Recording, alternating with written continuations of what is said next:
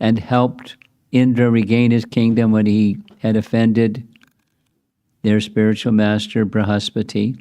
Brihaspati is the name of the spiritual master of the demigods, Brihaspati. You know that name, huh? Good. So Brihaspati had been offended by Indra, and so he left. He left the heavenly realm. They couldn't find him. Couldn't find him anywhere. And because he had offended Indra, Indra had offended Brihaspati, Indra had become weak. His protection provided by his spiritual master's presence was gone. So the demons came and attacked and took over the heavenly kingdom. Indra went to get some help.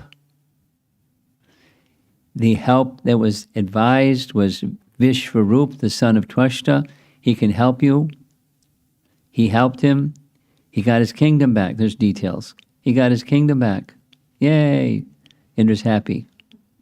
First he was happy, then he was sad, now he's happy again. And it's all about his toys. Having toys, losing his toys, getting his toys back. His toys means his kingdom, his stuff, his opulence. He lost his opulence. Then he got it back, and he's really happy. But when he was really happy, he got carried away again. And Vishvarup, remember his name? Son of Twashta, Brahmin.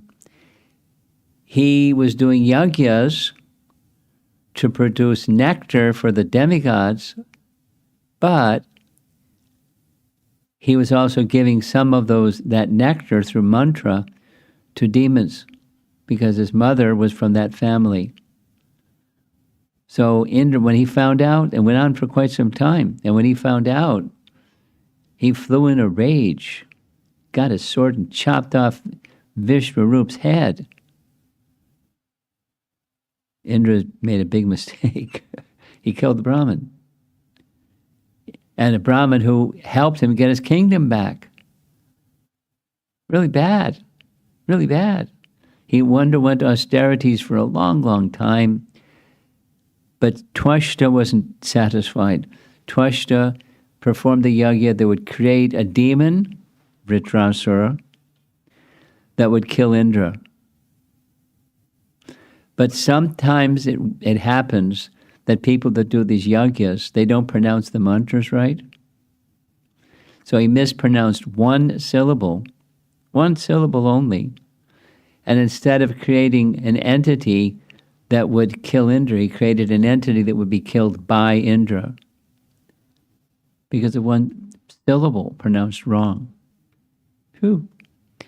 So Twashta came out of the fire, gigantic, reaching into the sky, big red beard, big red hair, gnashing teeth, coppery red eyes, big trident in his hand. And he led the demons in an attack and kicked out the demigods. Oh, now Indra's unhappy again. He lost his kingdom again. He lost his kingdom because he had killed a Brahmin.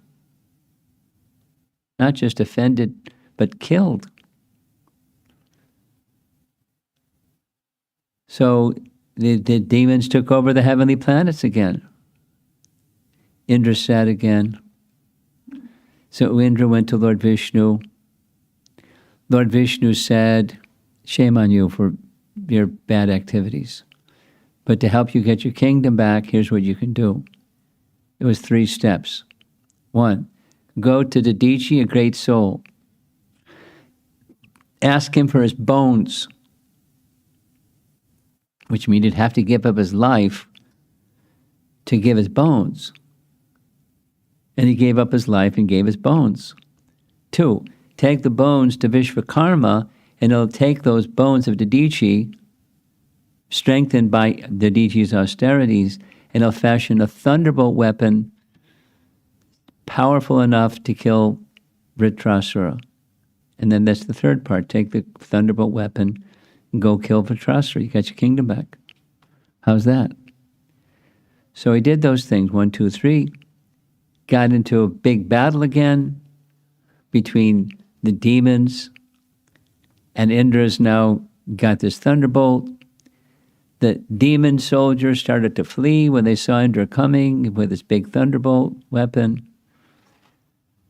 And Vritrasura then has this chivalrous conversation with Indra. We got through 2 parts, and we're going to hopefully finish this evening. The first part was, thank you very much for coming before me. See this big trident in my hand? With this trident, I'm going to sever your head from the rest of your body, because you're a terrible person. You're a terrible person. You killed my brother, who was your spiritual master, who helped you get your kingdom back. Fie on you. You're finished. Persons like you, and they went on and on and on in chivalrous talk.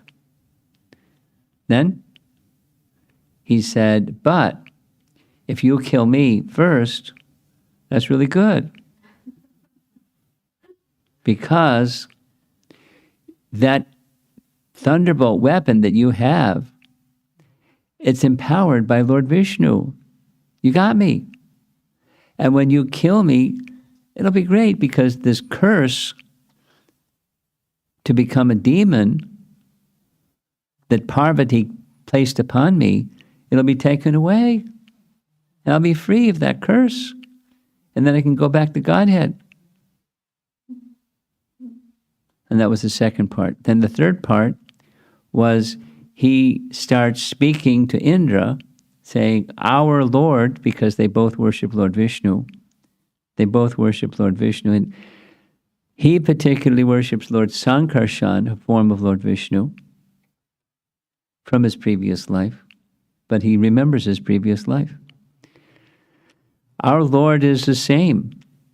And our Lord doesn't like for us to hanker for material things. He'll give, but he doesn't like, because it's not in our best interest. He wants what our best interest is. So he never really encourages us like that. But you, Indra, you want your kingdom, and what I want is the association of Narada Muni and persons like him, because they're always going to remind me, and I'll be always there, be very Krishna conscious, because they'll remind me of Krishna. So why don't you go ahead and just cut off my head with your nice thunderbolt weapon, and everything will be nice. And then he starts praying, or instead of addressing Indra, now he's talking to the Lord. That's where we were yesterday evening.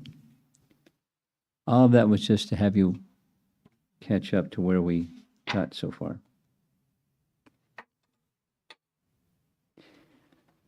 So this is Vritrasura speaking to Lord Sankarshan. Although he's not physically there, he's praying to him this way. O my Lord, source of all opportunities, I do not desire to enjoy in Dhruvaloka. You know what Dhruvaloka is, right? Good for you. The heavenly planets, or the planet where Lord Brahma resides, nor do I want to be the supreme ruler of all the earthly planets, or the lower planetary systems. I do not desire to be the master of the powers of mystic yoga, nor do I want liberation. If I have to give up your lotus feet,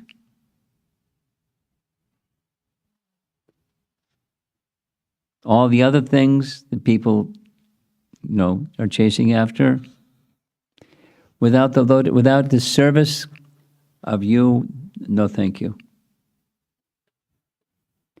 Oh lotus eye, then he gives a metaphor. There's three. Baby birds. Ever seen baby birds in a nest? No? I was visiting in one time in Los Angeles, in the place where they have the sannyas quarters. You walk up a flight of steps, and you turn left, and you go into the sannyas quarters. But before you turn left, there's kind of like a balcony thing, because there's another apartment over to the right. And in that space in between one apartment and the other apartment, there was like some kind of a water meter or some kind of fixture, something like that. And on top, there was a bird nest. And inside the bird nest were two little baby birds. They didn't have feathers yet. And they were just waiting for Mama Bird to come bring them food. And so I just stood there and watched. I guess I kept a distance because I didn't want to scare them. And I watched the whole scene. And in comes Mama Bird, and she's like really protective. You better stay away from my baby bird. And she's got something to eat, some insect or a worm or something. The little bird holds his neck up, and it opens his beak and makes a lot of noise. And then the mother bird drops in yummy stuff for the little baby bird. And he's like really happy.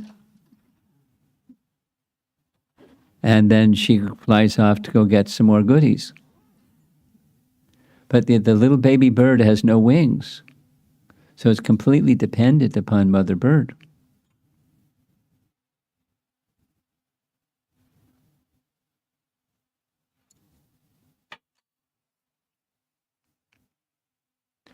O lotus-eyed Lord, as baby birds that have not yet developed their wings always look for their mother to return and feed them, or as small calves tied with ropes await anxiously the time of milking, when they will be allowed to drink the milk of their mothers, or as a morose wife whose husband is away from home always longs for him to return and to satisfy her in all respects, I also yearn for the opportunity to render direct service unto you. Now he's remembering from his previous life, he was King Chitraketu. And in King Chitraketu, he had direct service to Lord Sankarshan. He had his darshan. He didn't like just stay there all the time, but he was feeling connected through his service to Lord Sankarshan. Seeing him, then remembering him, and then doing all of his activities. He actually not just became a resident of this Vidyadhara Loka, he became king of the Vidyadhara Loka. And that's a really high place. It's not quite yet at the heavenly level, but just below. There's upper planetary systems and there's lower planetary systems. And the three from where we are, Bhu Loka, or Bhu Mandala, that's this realm. Above Bhu Mandala or Bhu Loka is Bhuvar Loka. In Bhuvar Loka is a place where the Gandharvas and the Apsaras and the Siddhas and the Kinnaras, the Vidyadharas, they all have their place in that middle region. And then heaven is above that. This is the vertical dimension of planetary systems described in the Bhagavatam. So he was way up there, enjoying opulence, everything, but not interested in the opulence. He was interested in serving. So when he got cursed to become a demon, he didn't have the opulence anymore, but he had the desire to serve, because that doesn't change when the body changes. That's good news, because we forget things because of change of body. Where's our boys over here? From Bhagavad Gita.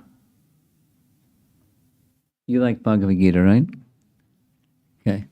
So from Bhagavad Gita, Krishna, in chapter 4 Bhagavad Gita, Krishna says that long ago, I taught this knowledge to the sun god Vivaswan.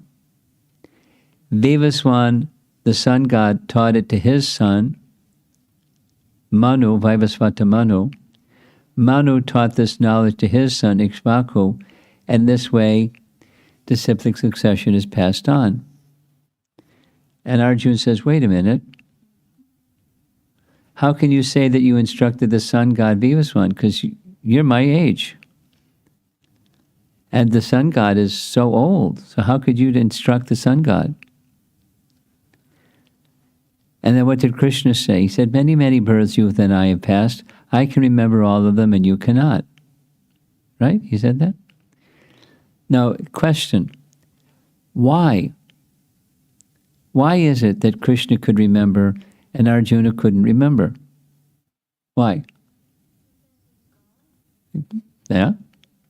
And what's different between God and a living entity? There's many things, but what are some of the things that's different between God and a living entity? He what? God Doesn't die. Very good.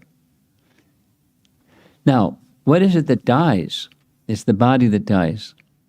The soul doesn't die. The soul is as eternal as God is eternal. They're co-eternal. But Arjuna has a body. He takes birth and dies. And Krishna doesn't have a material body. So when we have a material body, we have a tendency to forget. Just like, how old are you now? 9. So once upon a time, you were not 9. You're probably like, let's take a number, when you were 3 or 4. How much do you remember when you were 3 or 4 years old? Not much, right? Not much. The reason is change of body. That's the reason. The body doesn't die just at the end, at the final, but the body is changing or dying moment to moment. And we don't remember the previous, to some extent we can remember the previous moment, but far back in time we can't remember. And the reason we can't remember is changing of bodies. But Krishna doesn't change bodies. Like you said, he doesn't die. He's eternal. The soul is eternal, and Krishna is eternal. But he remembers and we cannot because he doesn't have a body.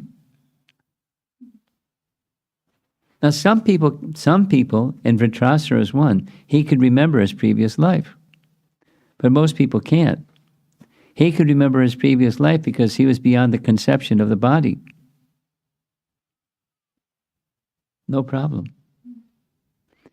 You know the story of Jad Bharat? Jad Bharat? Do you know the story of Jad Bharat? Jad Bharat was also, in his previous life, he was a king. Bharat Maharaj, the king. Bharat Maharaj, when he ruled in his kingdom for a long time, turned his kingdom over to his sons. He went off to the forest to develop and advance in bhakti life. He did austerities, he did meditation on Gayatri Mantra, and he did, lots of nice things. He wanted to become perfect in devotional yoga, bhakti yoga. Something happened. What happened? What happened was he saw a female deer that was pregnant and heard the roar of a lion, and she got startled and jumped. And when she jumped, the baby deer that she was pregnant with took birth, and she fell into a river, and the river carried her away and she drowned. So this left this little baby deer, a fawn, with no protection. So the king, Bharat Maharaj, went and rescued the deer and started becoming like the mother and father and, everything for the deer. And he got so absorbed in the deer, he started diminishing and slackening and stopped practicing his devotional life. His whole life became the deer. One day the deer didn't come back at night. So he went out at night looking for the deer, and he fell off a cliff and died, thinking of the deer. So when he died, the soul was carried to the next mother based upon what the mind is fixed on at the time of death. He became a deer. The king became a deer. But he was given remembrance of his previous life as a king and his interest in spiritual practice. So he went to a place where there were sages, and he just hung out with the sages. Little deer, listening to them and taking remnants of their food and things like that. And he lived his life as a deer. And in his very next lifetime, he took birth in a Brahmin family and became Jud Bharat. But he had full recollection of those two previous lifetimes, as a king, then as a deer, then as a son of a Brahmin. Now that doesn't happen too often, but he was given that remembrance.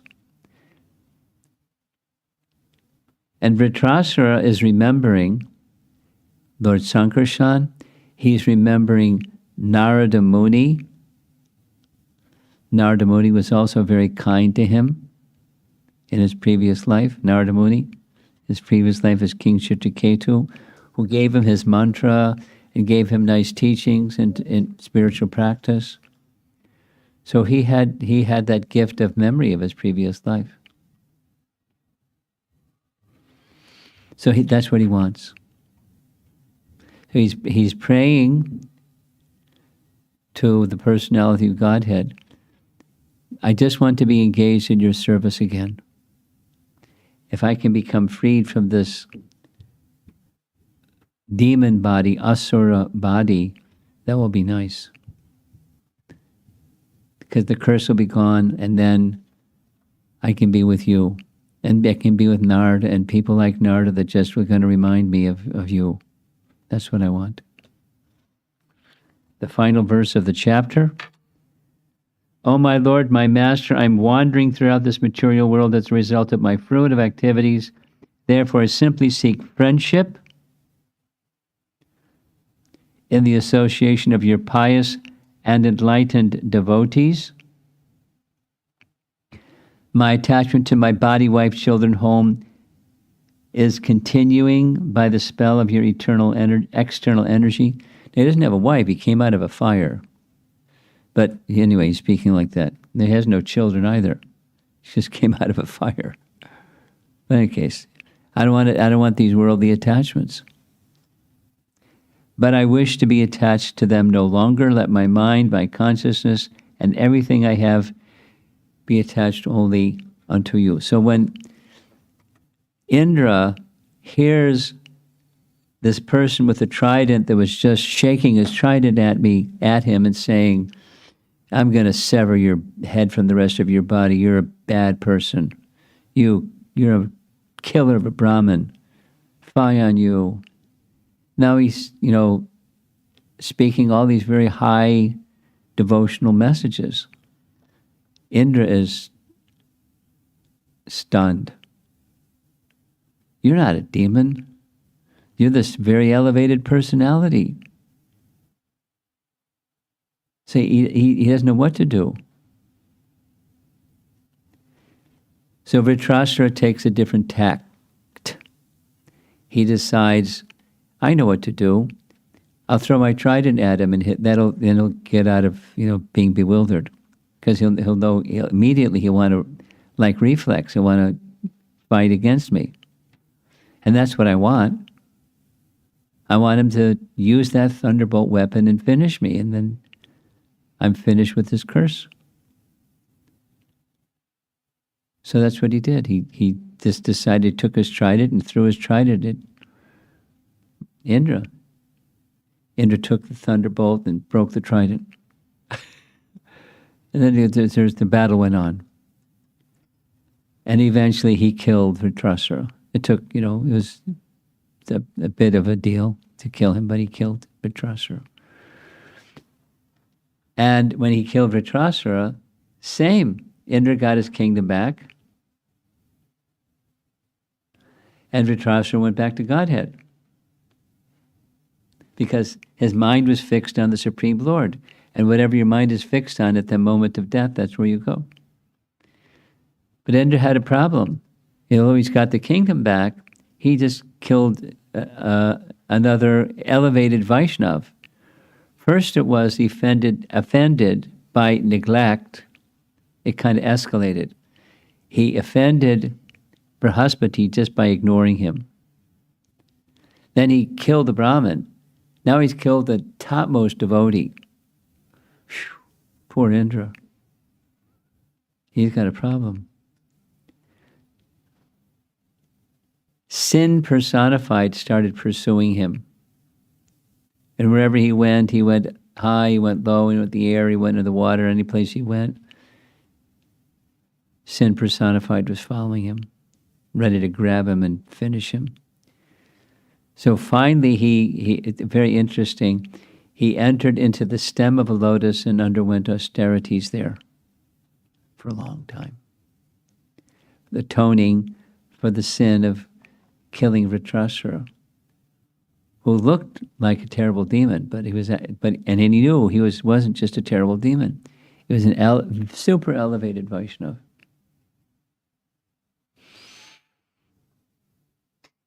Eventually, there's this description in Ramayana. Some of you may know that section in Ramayana. The place where Tattaka resided. You know who is Tattaka? The first demon that Ram killed? Big monster lady. Do you know that story? Tattaka? So she was inhabiting a place that before she got there, it was Agastya Muni was residing there. And Agastya Muni was residing there because when Indra an abhishek was performed for him at the end of his austerities for having killed Vritrasura, the water from his abhishek went to that particular place. And he gave Indra then, being grateful that the earth there had accepted the cleansed water from his abhishek, he blessed that the two wonderful kingdoms would develop in that forested area, and they did. And Agastya liked the forest, so he had an ashram there. And when Tattaka wanted to get back at Agastya, that's another long story, for having killed her husband when her husband tried to attack and kill Agastya. So she went there to try to take it over and made it a very terrible place. But before that, it was made very auspicious because the Abhishek of Indra made it, and then his benediction to make it a wonderful place. Anyway, he had to atone for that sin.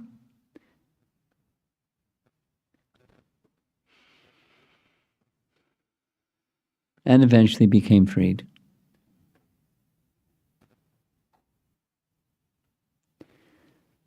So the lesson, the reason for, actually the background for narrating all of this is a few days ago, for the benefit of the devotees in China, it was the concluding segment of something like an 18-part series of covering the first 6 cantos of Srimad Bhagavatam. So as I was narrating, I didn't go into all this detail because it would have taken twice as long because they had to say it in Chinese after I said it in English. Shoo. So I thought this is a nice section to dive into. So here we are. But there's some important lessons. The 6th canto, Prabhupada gave it the title, Prescribed Duties for Mankind. prescribed duties for mankind is what Indra had to do in order to become Indra. But prescribed duties for mankind don't necessarily, they lead to piety, but they don't necessarily lead to a heart that's absolutely pure, because the piety, you can become, indulge in enjoying the piety, the fruits of piety. That's what happens to Indra and other personalities that have fruits of piety, but their heart's not pure. So one needs to go, Bhagavatam is teaching us one needs to go beyond. We need to do our prescribed duties, and we need to go beyond our prescribed duties to the point of bhakti. And Vritrasura had it from his previous life by the grace of Narada. He was attached, but he became free from those attachments by the process of bhakti. And even when misunderstood and being cursed to become a demon, he didn't lose his bhakti. It's not destroyed with time. Bhakti may get covered for us small timers, beginners on the path of bhakti, but it's never lost. Never lost. Permanent. That's Krishna says that in Bhagavad Gita. So the Bhagavatam is teaching us the prescribed duty for mankind is ultimately take shelter of the personality of Godhead. For everyone that's in this progressive value of life, that's what we should do. And even it may result in some misunderstandings and some bad stuff happens, that's okay, because our bhakti will be protected. Just as one who abides by Dharma is protected by Dharma. Dharmo rakshati rakshataha. One who protects Dharma is protected by Dharma. One who serves Krishna is protected by Krishna.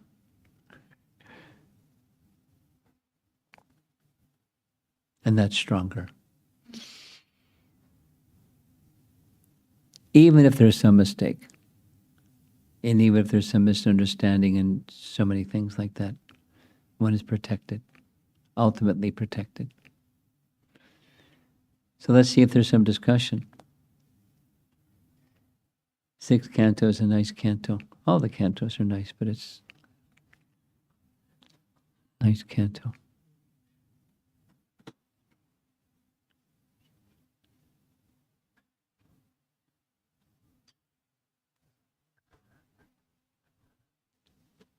Hare Krishna, Maharaj.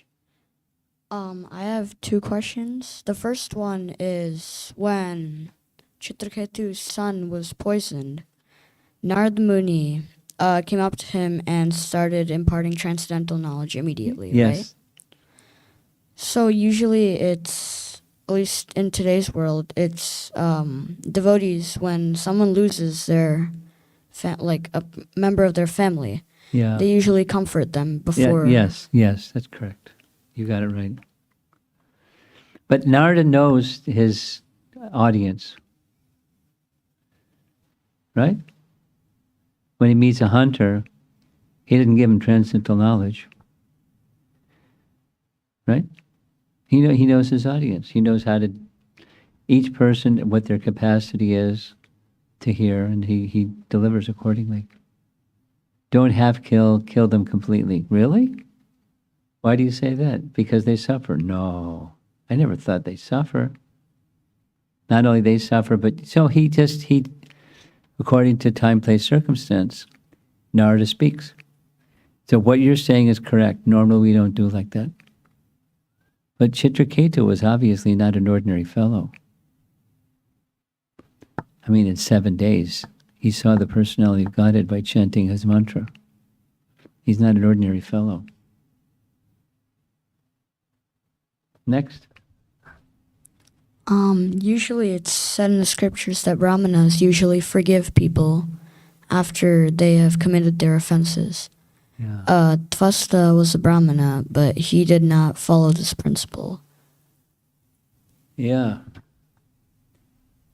He certainly didn't. Now, there could be different reasons. It doesn't say what the reason is. There could be different reasons. Possibilities are he was being an instrument of the Lord to have this has as a son Vritrasura go back to Godhead. When unnatural behaviors occur, sometimes that's the reason. You probably one example. There's two examples. One example that comes to mind is when Ram is speaking to Lakshman about Kaikeyi. He says, "This isn't Kaikeyi. Kaikeyi, this and that and the other thing. She always said she has even more affection for me than she does for Bharata. She treated me like a mother treats her son. She was always very kind and gentle, and this isn't Kaikeyi." So it must be there's some other will at play, and she's being an instrument of that other will. That's how I take it. It's a providential arrangement, and therefore I have no feeling towards Kaikeyi for what she just did. And Maharaj Parikshit, doing what Maharaj Parikshit did, putting a dead snake around a sage's neck and being overwhelmed with thirst. That's not Maharaj Parikshit. So there's a purpose behind elevated persons. And Twashta was an elevated person, direct son of Brahma and a very elevated Brahmana. So why did he lose it? A purpose. That's one explanation. Another explanation is sometimes there's purposes, there are reasons to give strong lessons when strong lessons are required. No.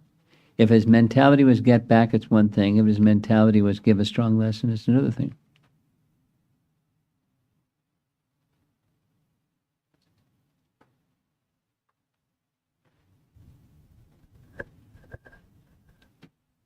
I'm thinking of some other examples. One other example that I'm thinking of is when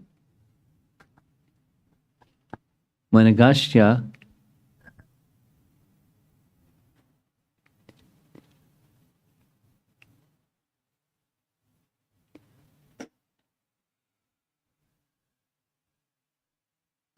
Vishwamitra Muni requested the charity of his cow, Sabala. He said no. Brahmins give charity, but I can't be separated from Sabala. We're inseparable. And Sabala will feel the same. So then Vishwamitra forcibly tried to take Sabala away. And he didn't do anything. He was being, a very passive Brahmin. And Sabala said, "You got to do something. You can let him take me away?" He said, "Well, Brahmanas have to be very tolerant." She said, "Well, you don't have to do anything. Just say, stop." That's all it took. And the rest happened. So, depending upon circumstance, one may, a very tolerant person may say something and even do something. May say stop and not just be a punching bag. Or, let persons who have a tendency to abuse just be abusive and do nothing. They may do something, depending on the circumstance. So that's another possible explanation. Now, it doesn't say anywhere in the Bhagavatam why. Okay? Something else? That's it.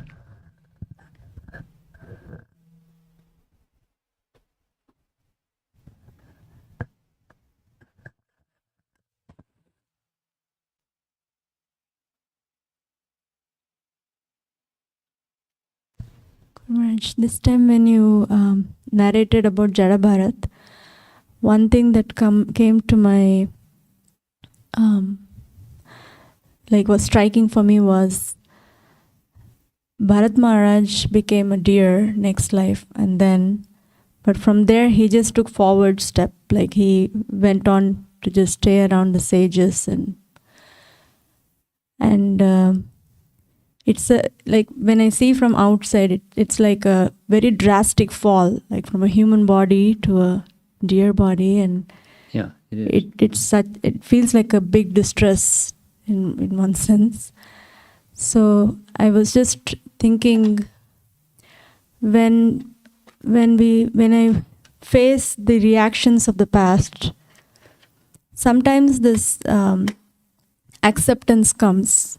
Krishna is teaching something, and it's something towards my growth. But there are sometimes it causes me irritability or agitation kind of a state. And I was just reflecting on this, that then the forward step becomes obscured when the mood is not right. Is it like attachment to having a peaceful life that's, not Just attachment to peaceful life, attachment to, fill in the blank. Having a life that looks like this, or looks like that, or looks like the other thing.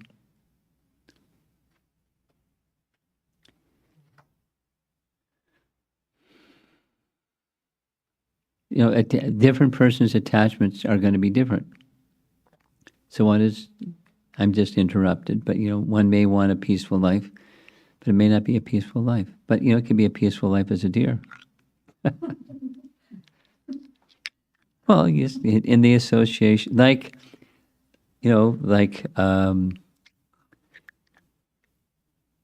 Bhaktivinoda Thakur prays in one of his Sharanagati songs. Similar to what we heard here. I don't want this, that, and the other, benefit. If it means no devotional service to you. The Bhaktivinoda Thakur prays like that. I don't want the post of Brahma. Better become a dog in the home of devotees, because then I'll have devotee association and I can serve the devotees.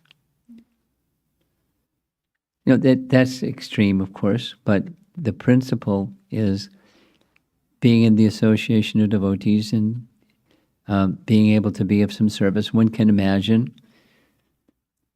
I remember there was a deer that was coming around at one of the festivals in New Vrindavan.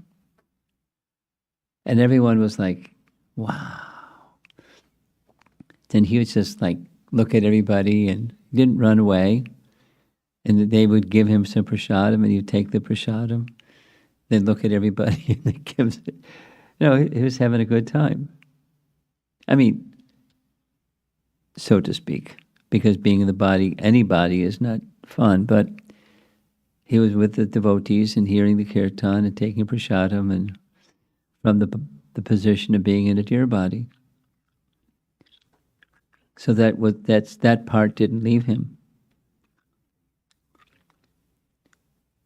So the comparison is, when some misfortune comes and it's drastic, there's a tendency to have some bad emotions about the drastic thing that happened,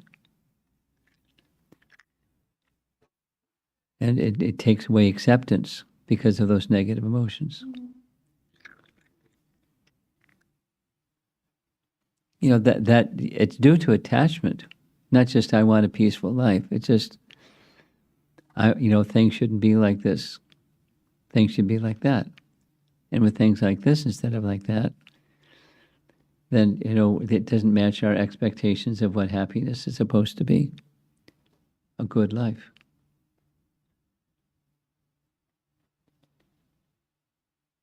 Now, it's really easy to talk about these things, and it's another thing to do these things. Part of what we're going to be speaking about over the weekend is exactly stuff like this. the St. Francis of Assisi story, which I mentioned the other day. It's going to be one of the breakout session discussions.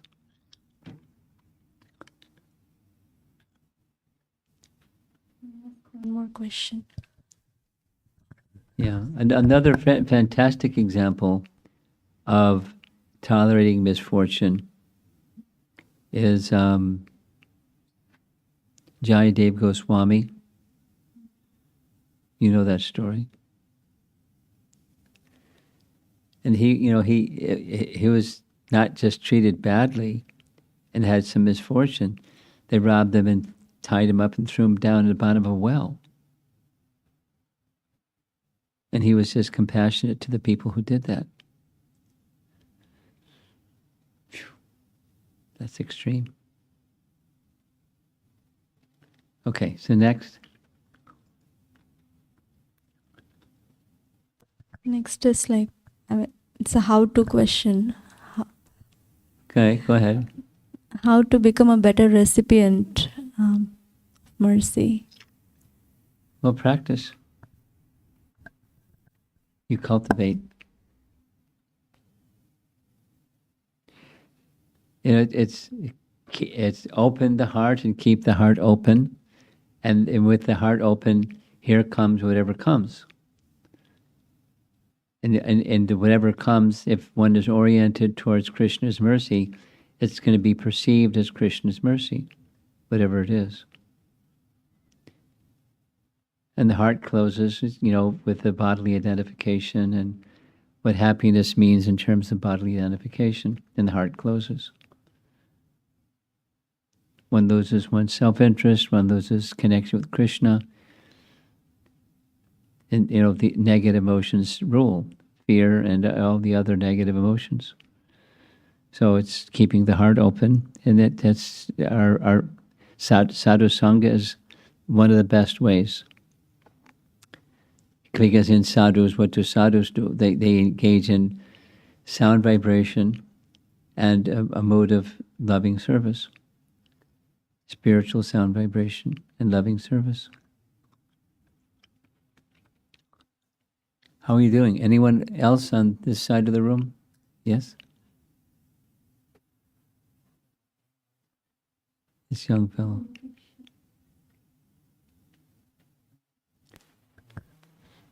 Why You did take your mask down and speak directly into the mic. Why did Indra kill?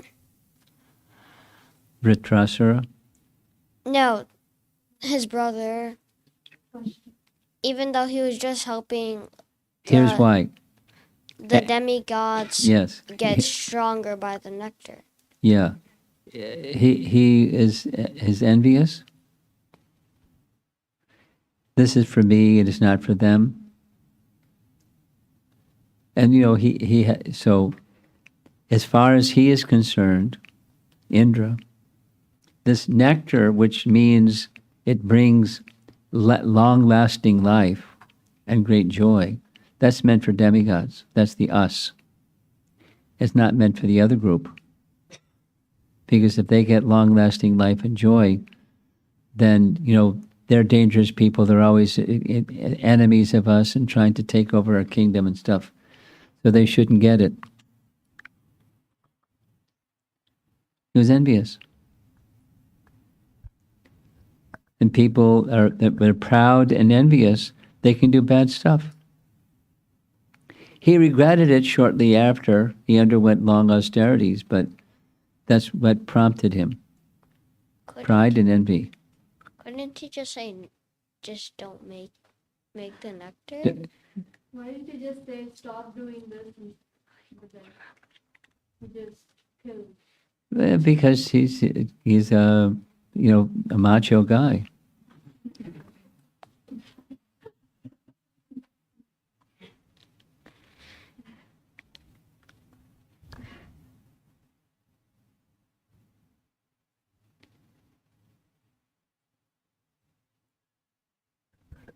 When people are proud, they can do very hurtful things and have no problem in doing very hurtful things.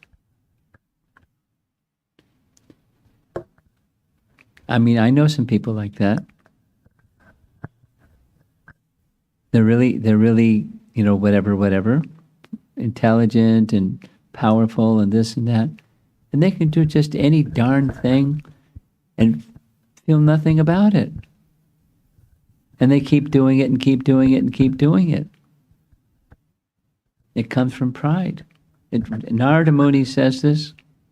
It's a very nice, you can read, you get a nice answer to your question. When Narada Muni goes to visit Kuvera, and he, instead of finding Kuvera, he finds the two sons of Kuvera, Nalakuvra and Manigriva, enjoying at night in a sacred river with some ladies. And they're intoxicated. And they come standing before him naked. And that's an insult. But he doesn't feel insulted. He's feeling sorry for them. Why are they like this? I know why they're like this. Their father is the treasure of heaven, and so they're very wealthy. Their father is a dear devotee of Lord Shiva, and so they're proud of being dear to Lord Shiva. They're double proud. That's how they can do stuff like this. Because of pride. Then he goes into this whole thing of when one is proud, one can do any hurtful thing, no problem. And feel justified. So, read that section. Narada contemplating why Nalakuvara and Manigriva are doing like this. And what's the best thing to do to help them? You'll get the answer to your question. Over here. Something?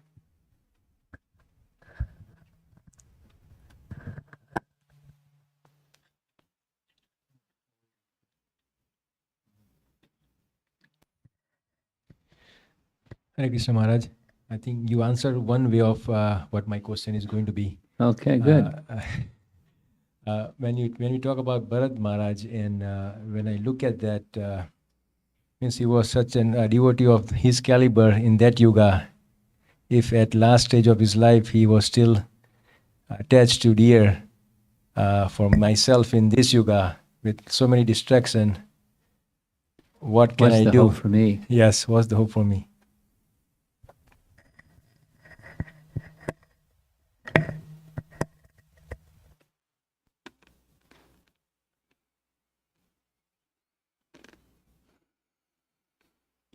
He became elevated by mercy. And you can become elevated by mercy, but don't turn your back on the merciful.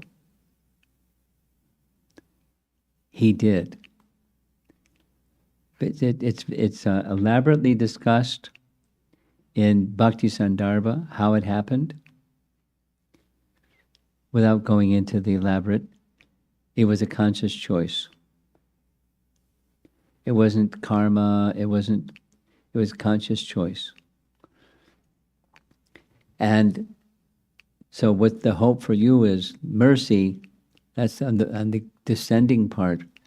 And then for you, just, don't fall into a lapse of complacency and make, ignorant choices.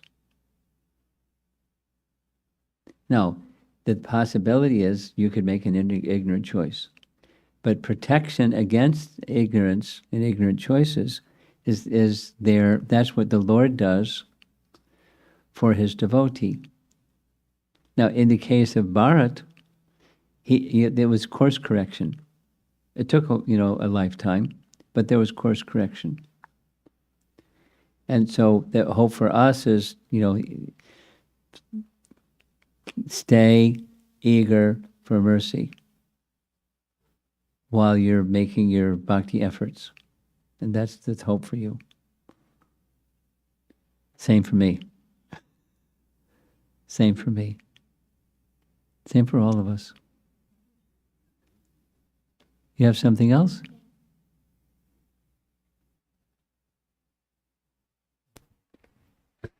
when Shiva was having the Bhagavatam class, and when Parvati cursed the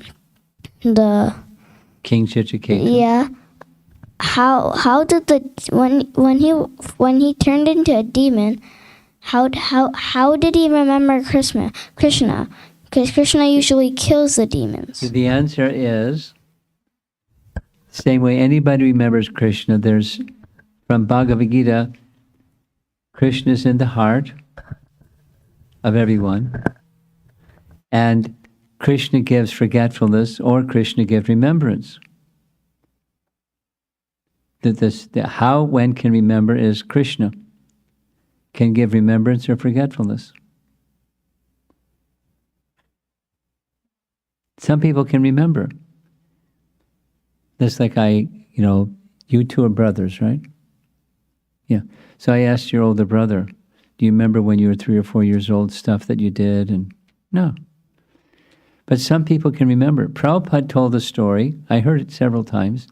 He remembers when he was a little baby in the lap of his sister, who was feeding him with some milk, and she was knitting. He has a bottle of milk, and she was knitting. And he remembers it. Now, I don't remember stuff like that. But, somehow Prabhupada, that was a memory that Krishna gave him. So that's how. Forgetfulness also comes from Krishna.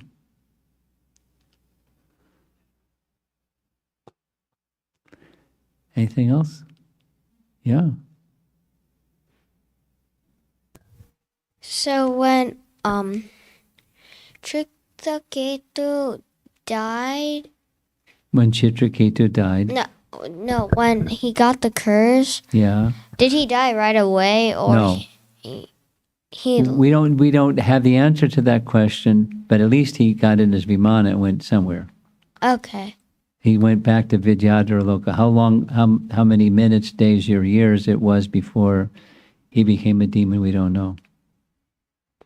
We don't know. Oh.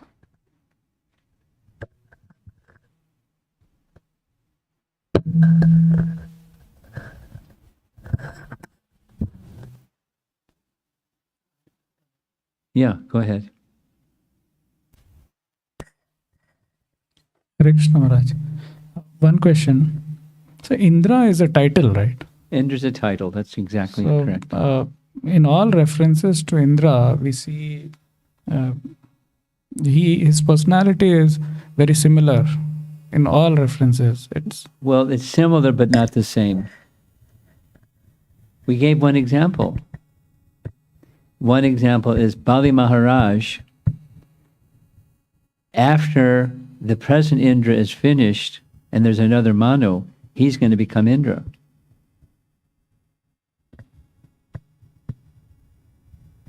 That is what I was kind of asking. That so if he becomes Indra, will he also behave like the other Indras? Oh no. He's Bali Maharaj. He's the topmost devotee. So there's tendencies, but it's there's variety within those tendencies. Even Brahmas, there's varieties within the Brahmas and varieties of destinations of Brahma after Brahma's life. It's not all the same pattern. There's options depending. But there's tendencies, for sure. The tendency is really simple.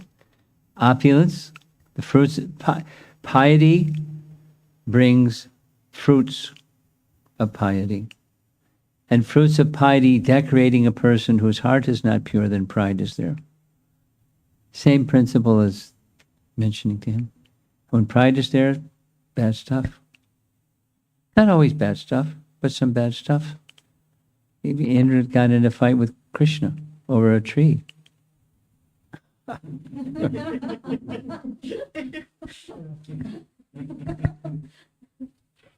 After Krishna had brought back Aditi's earrings.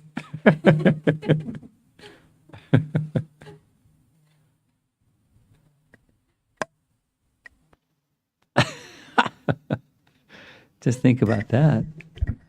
Go ahead. Hare Krishna Guru Maharaj. Follow-up question with this.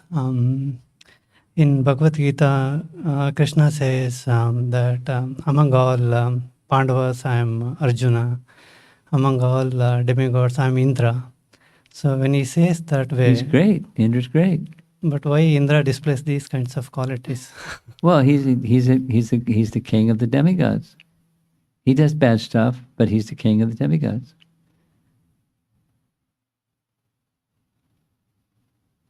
No, Arjuna doesn't do that bad stuff, but Indra does. Arjuna's not a demigod. Arjuna's a pure devotee. Arjuna's an eternal associate of Krishna. Indra's a post. But amongst the demigods, it's the top post amongst the demigods. Okay. So he is talking about that post is Yeah. Krishna. Yeah.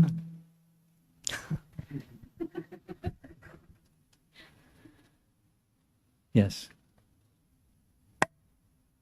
Okay, I think we're done. You have something. Hare Krishna Guru Maharaj. My question is about Indra's tricky situation. Indra's what? The tricky situation that he has to kill Vritrasura. Yeah. Oh, I mean, after hearing what he said, yeah. so I don't know what Indra felt, but then again he has to do his so-called duty to kill him to get his kingdom back. I mean, he can go to any extreme in those situations to do what is necessary. Or Well, is your question, did Indra do the right thing? Is Yes, that what your question is? I mean, he didn't. Maybe he did the right thing, but not in the right consciousness.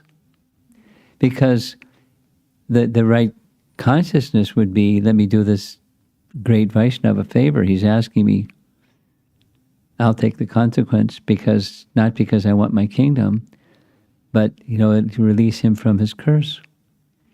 It's a stretch, but it's something like Virad and had to be buried alive and all that, because then he'd be freed with his curse. So please do it. So they did it.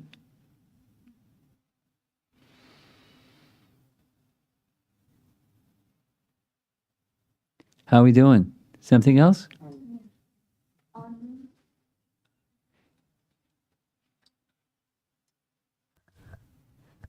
You kindly mentioned that bhakti is never lost. I desire to know what is the qualification for remembrance of the fact that I am a servant of Krishna. And kind of like a related question. Next. Could you kindly discuss about the qualifications that Bharat Maharaj or King Chitraketu had, such that they were given remembrance? This is from Amara Mataji. Okay. Well, just like you, Amara, how do you're Krishna's eternal servant. How is it that you're even remembering to ask that question? How has that happened? And when you have the answer to that, you have the answer to your question.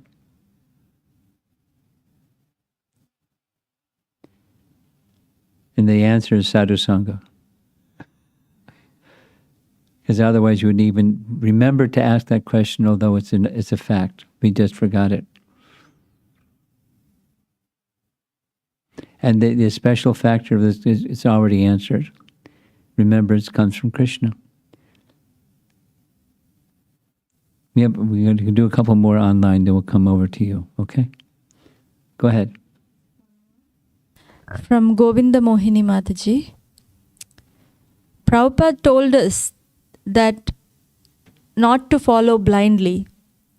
Try to understand the bhakti process, which is very scientific. I was talking to one of my scientist friends. She said that faith by definition is blind, because you have to believe in something that you haven't seen. So no matter what path you follow, you're following blindly. How to respond to that? It depends on the person, but you could say, my dear sir, you're a blind follower. Because you're believing in your senses, which are imperfect. So you're a blind follower. And then the difference between somebody that is a blind follower based upon their senses, that's imperfect, but you follow it anyways because you know your senses are imperfect. There is, we live with, you can't walk across the floor, you can't breathe, you can't drink water without faith. Faith is intrinsic to life. So it's a question of where you're going to invest your faith. You, my scientist friend, are investing faith in your senses, knowing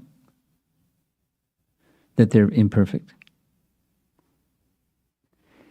Now, there's another faith that says, if there is such a thing as a person that's perfect, that's where I should repose my faith.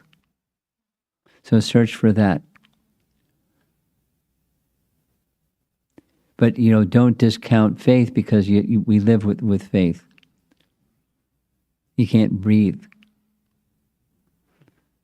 the air that you breathe without faith, etc.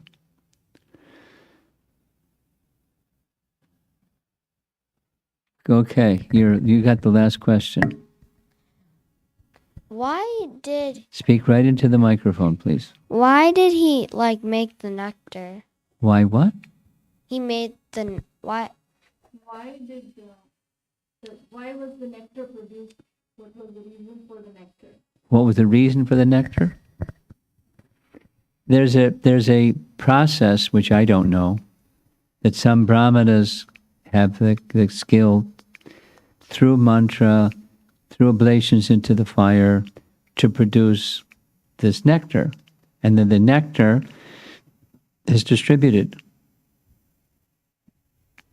Now, when the part of the process, which I don't understand, but I know in principle, when the oblations are offered into the fire, the demigods are receiving the oblations into the fire in the form of whatever it is that's intended for them to receive, in this case, nectar.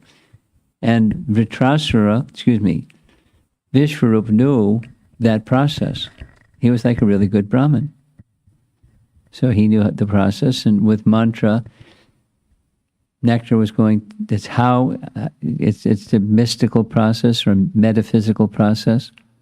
Nectar was going to the demigods, and nectar was also going to those demons through mantra that he was reciting.